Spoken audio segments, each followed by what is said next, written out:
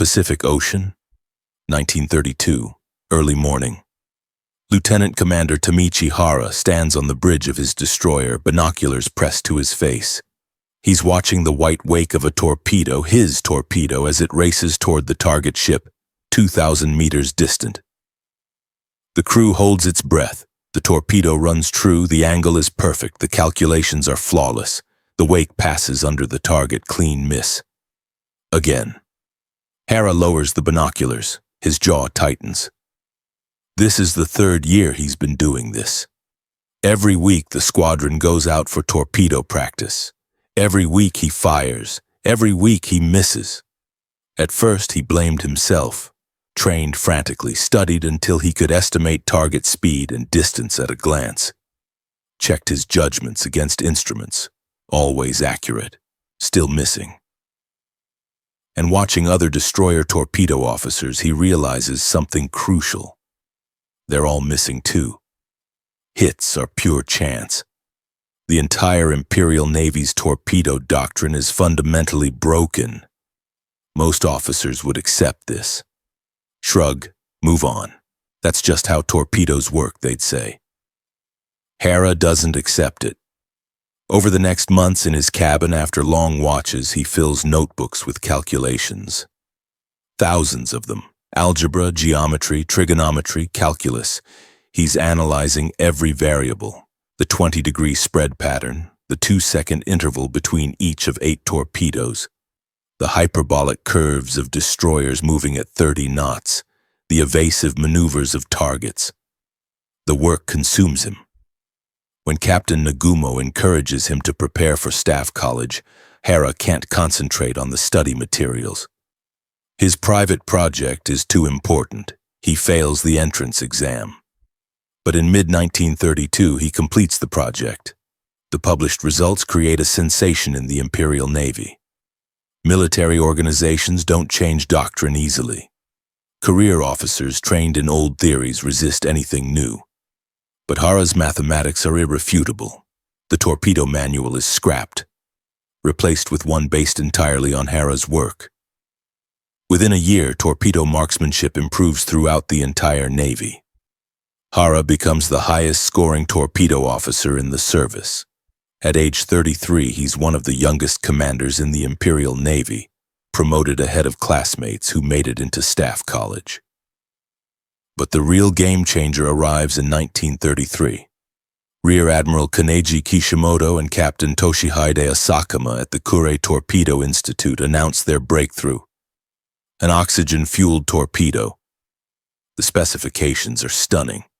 The Japanese Type 93, soon nicknamed Long Lance by the Allies, runs at 49 knots with a range of 22,000 meters, over 12 nautical miles. It carries 500 kilograms of explosive. Compare that to what everyone else has. American torpedoes, 48 knots, but only 4,000 meters range. 300 kilograms of explosive. British torpedoes, 46 knots, 3,000 meters range. 320 kilograms of explosive. The Japanese torpedo is faster, longer ranged, and more powerful, but there's one more advantage. That makes it absolutely terrifying. Conventional torpedoes use compressed air for propulsion. They leave a long white wake, a telltale track on the surface that fast ships can spot and evade. The oxygen-fueled torpedo runs wakeless, completely invisible. You won't see it coming. The cost? 5,000 yen per torpedo, about $2,500 in 1930s dollars. So expensive that standard orders require recovering every practice torpedo, even those fired without warheads. Sometimes an entire fleet will comb the ocean for hours searching for a single errant fish. On stormy days, maneuvers are canceled entirely, can't risk losing one, and the secrecy is absolute. The Long Lance is a top-secret weapon. Not until after the war will the U.S. Navy learn its full characteristics. The training intensifies, standard daily orders, close within 500 meters of the target before releasing these long-range torpedoes.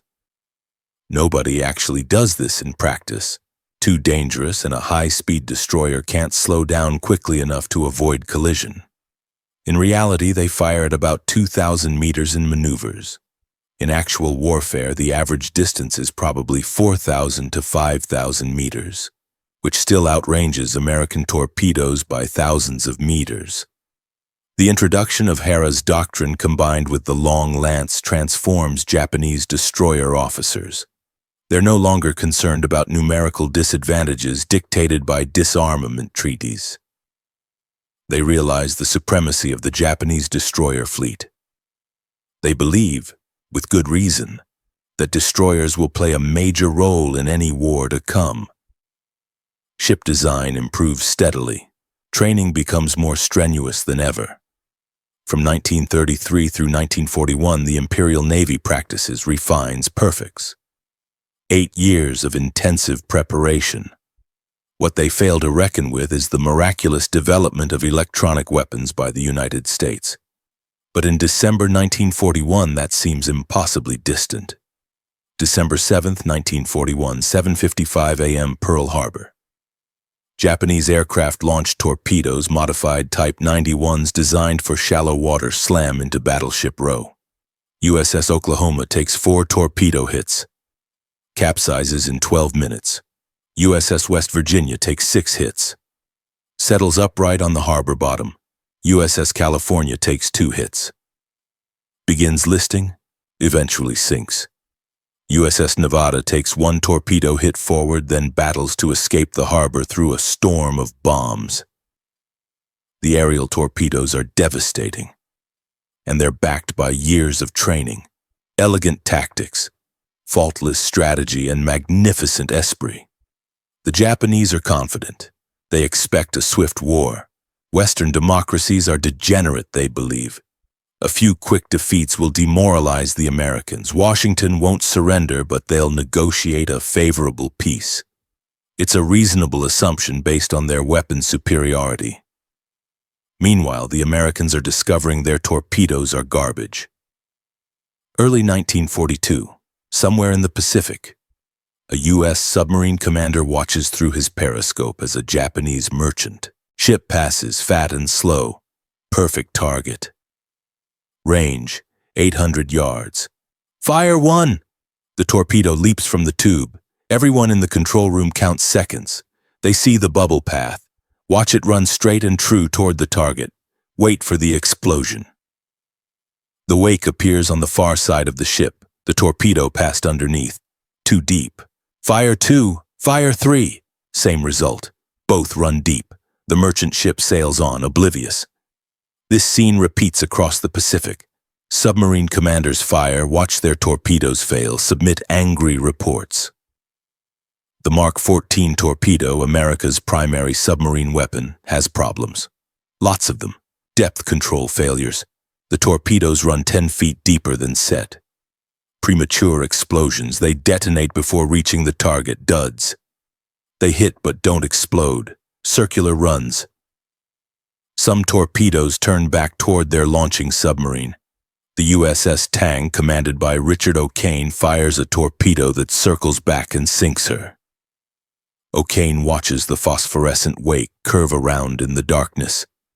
The explosion blows him and several others from the bridge. 13 men attempt to escape. 8 reach the surface. 9 eventually survive, picked up by a Japanese destroyer escort. O'Kane will become the top submarine commander of the war. 24 confirmed ships sunk. But that comes later, after the torpedoes get fixed. In early 1942, Admiral Charles Lockwood, out in the Pacific, writes to his colleague in Washington, "As you can imagine, it is very discouraging to a commanding officer to see the smoke of his torpedo come up under his target with no bang. The problems go deeper than manufacturing defects. American torpedo technology is barely beyond World War I. Officer turnover at the Naval Torpedo Station at Newport, Rhode Island is deplorable. In less than 2 years, some 200 officers cycle through, not one previously trained for torpedo duty. Not a single qualified reserve officer has any background in torpedo production." One Navy official writes in 1966, looking back, "The torpedoes used up to and even during World War II were based on the 1866 design and were little more than a round of ammunition fired from a barrel. He's exaggerating, but not by much. And then, in January 1943, intelligence reports land on desks in Washington. The Germans have developed an acoustic homing torpedo. The reports come from broken codes and prisoners of war. German scientists have created a torpedo that follows the sound of enemy ships like a bloodhound tracking a scent. The T-4 Falcon starts reaching U-boats in early 1943. 30 units initially. It's a standard electric torpedo slowed to 20 knots to reduce self-noise. Gyros control it until hydrophones in the nose detect target sounds, usually propeller noise. Then the acoustic system takes over. The implications are terrifying. Whichever side perfects acoustic homing first gains an enormous advantage. Anti-submarine warfare vessels, merchant ships, warships, all suddenly vulnerable to a weapon that hunts them autonomously. The Americans need their own version. Fast. The problem, most Navy personnel think it's impossible. The Bureau of Ordnance studied acoustic torpedoes throughout the 1930s. Multiple task forces wrote learned papers proving it couldn't be done. The arguments were compelling. The homing equipment would take up space better used for explosive or fuel. Sound-hunting torpedoes are vulnerable to countermeasures. Manufacturing and maintenance would be too complex. Crews aren't trained for them. Self-noise would be too loud. The torpedo couldn't hear targets over its own engine. The list goes on. But in March 1942, with shipping losses mounting and U-boats winning the Battle of the Atlantic, the decision is made. Build it anyway. The project goes to an unlikely place. Harvard University, summer 1941. Cambridge, Massachusetts. Professor Frederick V. Hunt walks into the basement of Cruft Laboratory. It's a 35 by 50-foot room the university calls the battery room. Cramped, but it has space to spare. Hunt has been asked to form a research group to improve underwater sound detection. The British are losing ships to German submarines faster than they can build replacements. Better sonar, better listening devices, anything that helps locate U-boats, is desperately needed. Hunt assembles a small team, physicists, engineers, acoustics experts. They call themselves the Harvard Underwater Sound Laboratory, HUSL. By July, they're crammed into Cruft Laboratory so tightly that each person has less than 8 square feet to work in, including equipment. We were really jammed in there, physicist David Whitmarsh remembers decades later. We couldn't operate. We were all just waiting for them to re-rig the gym. The gym is Hemingway Gymnasium, 2-minute walk from Cruft. Home of Harvard's squash courts, 2 floors of them, each court 2 stories high. While HUSL people bump into one another at Cruft, carpenters are splitting the gymnasium into 5 floors and a balcony by inserting levels between each existing floor. The result? 24,000 square feet of laboratory space. This is where America will develop its acoustic torpedo. In a converted squash court, the workforce grows to nearly 500. Scientists and engineers on the top floors. Skilled workers below, people who can draw patterns, operate lathes, solder connections, type reports, fashion wooden prototypes. Where do you find skilled workers in a time of acute labor shortage? Eric Walker, associate director, gets the answer from Ted Hunt's secretary. The Junior League. Soon I was hiring more junior leaguers than you could shake a stick at, Walker recalls. They all had good educations, all wanted to get into war work, all were hard workers, and they were all good-looking, which helped morale tremendously. Many of the young scientists end up marrying those junior leaguers. The atmosphere is electric. Graduate students at the peak of their creative years, working alongside established scientists. 20-year-old physics grad Roland Musser walks into Eric Walker's office with no hope. asks if there's anything useful a newly graduated physicist can do. Walker offers him a job, $200 a month. Musser finds himself on a barge in the Charles River dropping acoustic transducers into the water, testing frequency response. That's what we did all day long for weeks, he remembers. But all the time I was learning, it was graduate school with pay. His desk neighbor, Edwin C. Kemble, father of quantum mechanics. I wish I had 1,000th of the brains he had, says Arthur Wainick, an electronic engineer who worked at HUSL. We were highly motivated. We felt we were accomplishing something, and we were working with people we greatly admired. The hours are brutal, 8 in the morning to evening, including Saturdays. Half the staff shows up Sunday afternoons too. At lunch, they crowd into the Petite Gourmet, they call it the Little Grommet, and argue in hushed tones about circuit theory, signal processing, the best way to home in on a target. They continue the arguments over beers in cramped living rooms at night. Wednesday evening seminars formalize the discussions. Nobody was arguing about the 12-hour days, Whitmarsh says. We were developing things nobody had thought of before. You worked until you got so tired you just had to quit.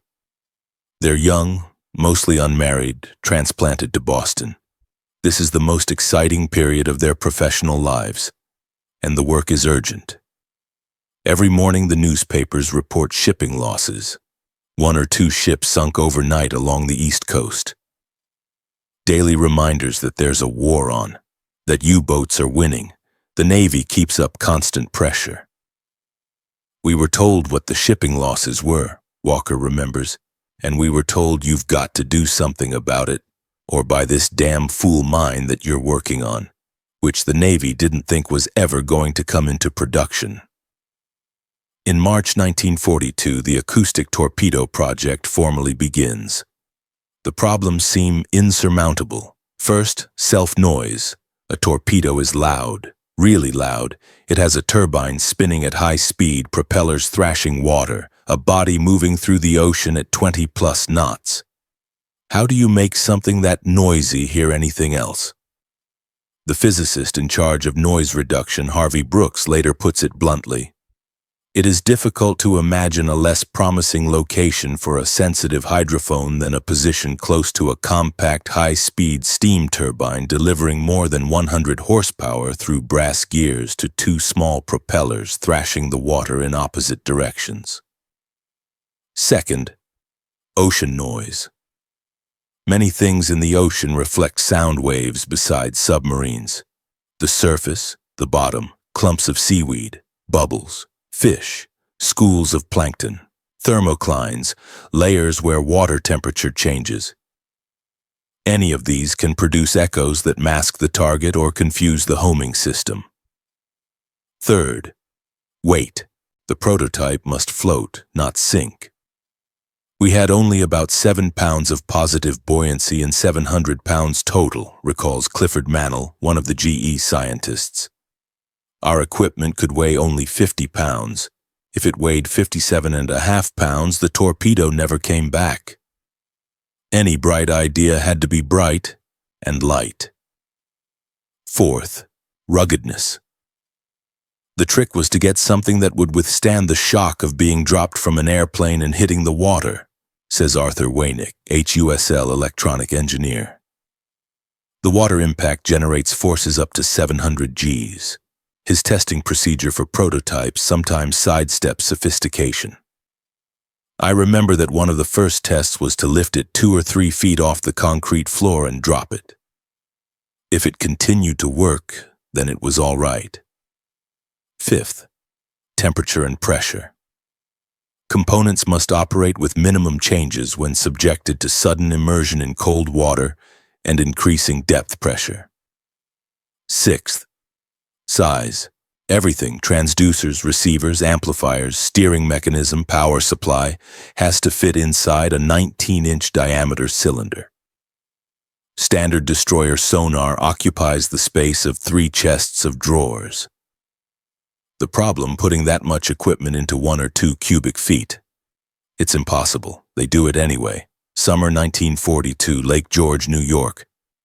General Electric engineers chug around in a $240 motorboat. They've got a transducer dangling beneath the boat. The target is a 10-foot ring of hose with holes punched in it, hanging underwater from a float. Air pumped into the hose creates a curtain of rising bubbles, an effective sound reflector. They're testing whether they can home in on it. It's crude, it's simple, it's the foundation. Back at Harvard, researchers tackle the hydrophone array. German acoustic torpedoes use two hydrophones designed for surface targets in 2 dimensions. Allied torpedoes need to hunt submarines in 3 dimensions, including depth. The HUSL team develops a 4-hydrophone system, 1 pointing forward, 1 down, 2 on the sides. The signals feed into a 4-channel receiver. A direction finder compares the amplitudes. The steering is bang-bang. The rudder is either fully thrown or not at all. No proportional control. Keep it simple, but there's competition. Bell Telephone Laboratories, with its vast manufacturing experience and established reputation, is also working on steering systems. They prefer proportional controls, much more sophisticated. Ted Hunt, HUSL's director, believes Bell is stealing their ideas. Tension builds between the Harvard upstarts and the Bell Labs professionals. There was really pretty bad blood, Eric Walker admits, but the competition drives innovation. Harvey Brooks, decades later, sees it clearly. In one group, people were doing everything with haywire and string, putting results into the field sometimes not ready to be tested. In another, very conservative engineers evaluated everything completely before committing to field tests. This interaction was very productive. By June 1942, they're ready for the first airdrop test. Boston Harbor, June 1942. A PBY Catalina, a twin-engine patrol bomber, circles at 200 feet. In the bomb bay, a prototype torpedo with wooden tail fins and spoiler rings. The test crew has calculated everything. Entry angle, speed, 120 knots, impact forces. Drop. The torpedo falls. The tail fins immediately rip off in the air. The body tumbles end over end, spinning slowly. It lands tail down, breaks apart, sinks. Back to the Harvard Engineering School's wind tunnel. Craftsmen build quarter-scale wooden models, test them, build full-size models, haul them to Newport for drop tests. Gradually, the design improves. The entry becomes clean. Meanwhile, testing continues in Florida, Fort Lauderdale, 1943. Physicist Rensler McDowell and acoustician Layman Miller are worried. Nobody has any data on ambient ocean noise, how sound transmits through various bottoms, mud, stones, coral, vegetation, how the surface affects transmission, calm, turbulent, choked with seaweed, how salinity matters. No information was available to us, McDowell says. So one day, equipped with a paper tape recorder and a hydrophone, he motors out to a buoy at the entrance to the waterway off Fort Lauderdale, ties up, records the noise level for 2 or 3 hours just to see how it varies with time. This had never before been done, he says, or at least the information wasn't available to us.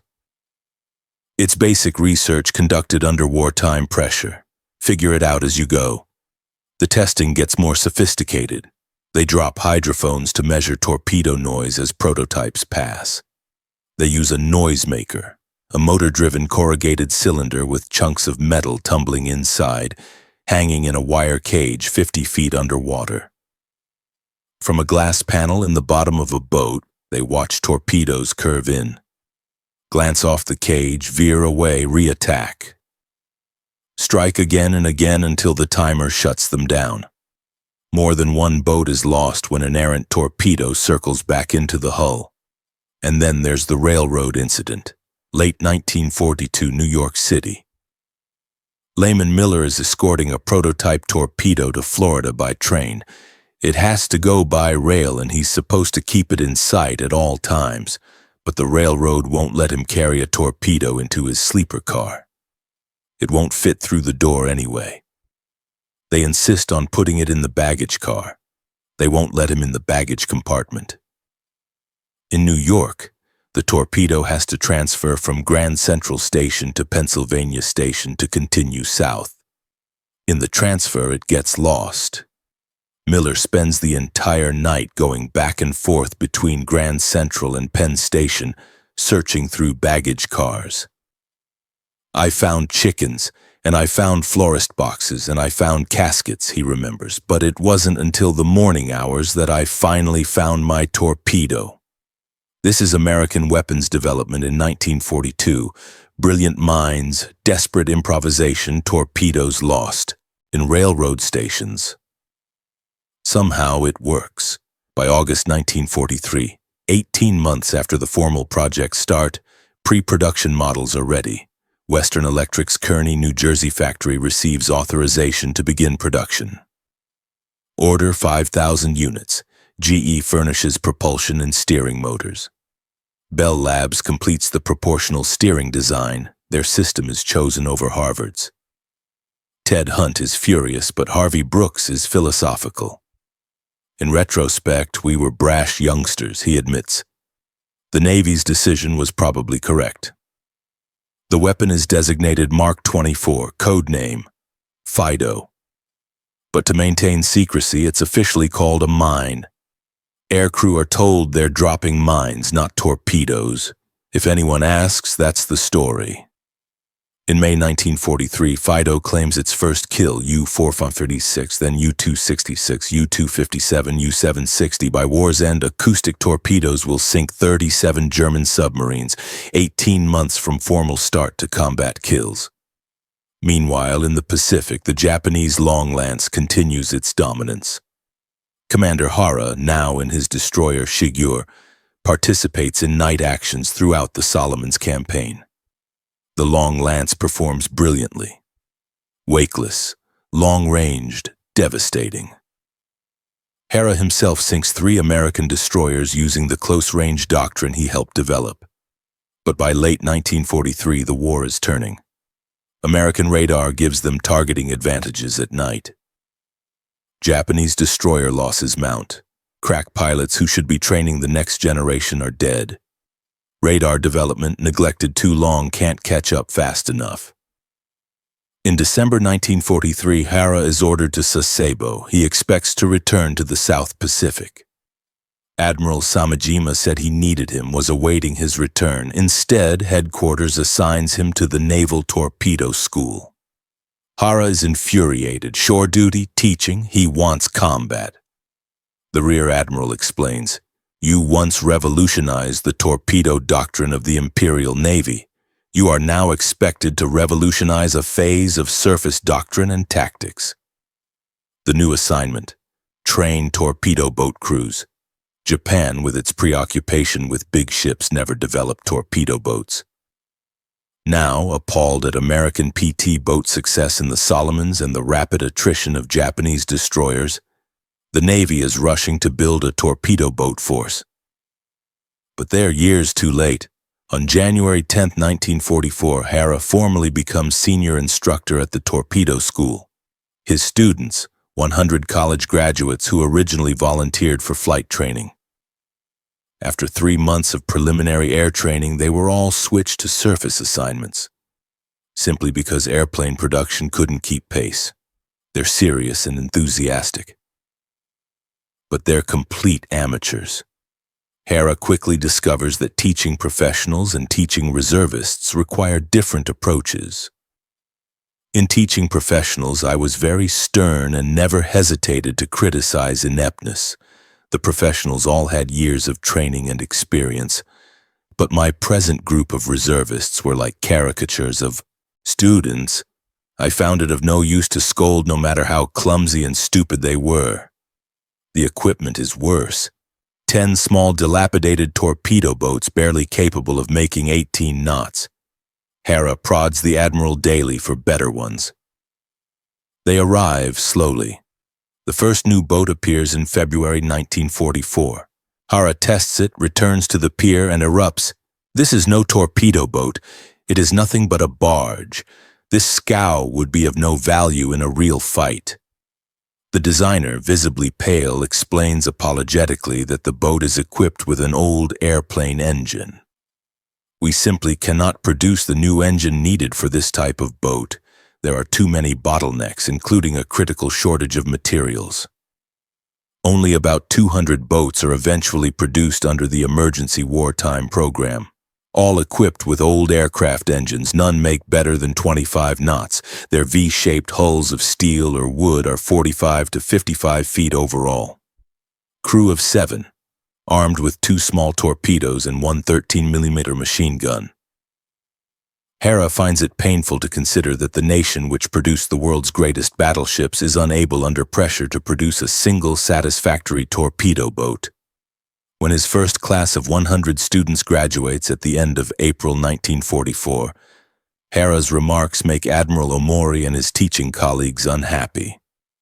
Your boats are, unfortunately, inferior to any fighting craft of the enemy. As I have tried to drum into you every day, you will have to rely on stealth. You will not be able to outfight the enemy. You will have to take advantage of every use of camouflage or ruse to be successful. Otherwise, you will be nothing but practice targets for the enemy guns. This is what years of torpedo mastery has become. Amateurs in barges taught by an expert who spent a decade perfecting his craft. The American Acoustic Torpedo program, meanwhile, expands. The Mark 27 adapts the electric Mark 18 submarine torpedo with acoustic homing. Bell engineers rush to Pearl Harbor with Western Electric technicians when problems emerge. Within a day, they set up a production line with 25 enlisted men, teach them soldering technique, fix the issue. The Mark 21 attempts to adapt the air-launched Mark 13 with acoustic gear. The turbine noise proves overwhelming. Even at 18 to 20 knots, the roar makes homing impossible. Physicist Harvey Brooks argues for 6 more test runs when Buord is about to abandon it. Disregarding scientific principles of changing one variable at a time, he tries everything at once to quiet the device. It works well enough for limited use. But the fundamental success is Fido and its descendants, torpedoes that hunt autonomously, that don't require years of training to use effectively, that compensate for inexperienced operators. The philosophy is fundamentally different. Japanese approach, perfect the warrior through endless training. Create experts who can use superior weapons to maximum effectiveness. American approach, perfect the weapon so it needs less expertise. Create tools that work even when operators are hastily trained. Both are valid, both have their place. But only one scales in total war. By the numbers, Japanese development, 1923 to 1941. 18 years. Commander Hara studies for 3 years just to understand what's wrong. Works for months on thousands of calculations. Publishes in 1932. The Long Lance arrives in 1933. Training intensifies through 1941. Result, individual excellence. Every torpedo officer a highly skilled specialist. The Long Lance itself, a technological marvel superior to anything the Allies have until war's end. But the system can't be replicated at scale. When crack pilots die, there's no one to replace them fast enough. When Hara ends up teaching reservists with 3 months of training, the expertise accumulated over 18 years can't be transferred. American development, March 1942 to August 1943. 18 months. Graduate students in a converted gymnasium. Physicists who drop prototypes on concrete floors to test ruggedness. Torpedoes lost in railroad stations. Engineers in $240 motorboats on Lake George. Result, a weapon that thinks for itself. Hydrophones that listen. Circuits that process sound. Steering that follows targets autonomously. Thousands can be produced. Operators can be trained in weeks, not years. The weapon compensates for the lack of expertise. The paradox is striking. Japan spent 18 years creating the world's best torpedo and the world's best torpedo officers. mastery through relentless practice. America spent 18 months creating a torpedo that doesn't need mastery. Innovation through desperate necessity. In December 1941, Japanese confidence was justified. Superior weapons, superior tactics, superior training. By 1944, that superiority couldn't scale. Hara, one of the finest torpedo officers ever produced, is teaching amateurs in inadequate boats, telling them their only hope is stealth because they can't win a fair fight. Meanwhile, American submariners and aircrew, many with minimal experience, drop acoustic homing torpedoes that hunt U-boats and Japanese submarines with ruthless efficiency. The Long Lance remained the superior torpedo throughout the war. Faster, longer ranged, more powerful, wakeless. But the acoustic torpedo changed the equation. Excellence met innovation. Tradition met adaptation. Perfection met good enough, produced in quantity. And in the end, 18 months of improvisation in a Harvard gymnasium proved more scalable than 18 years of perfection in the Imperial Japanese Navy. Commander Hara later wrote, "They failed to reckon with the miraculous development of electronic weapons by the United States." He was right. The Japanese had perfected the art of the torpedo. The Americans invented a torpedo that didn't need art. Sometimes in war, that makes all the difference.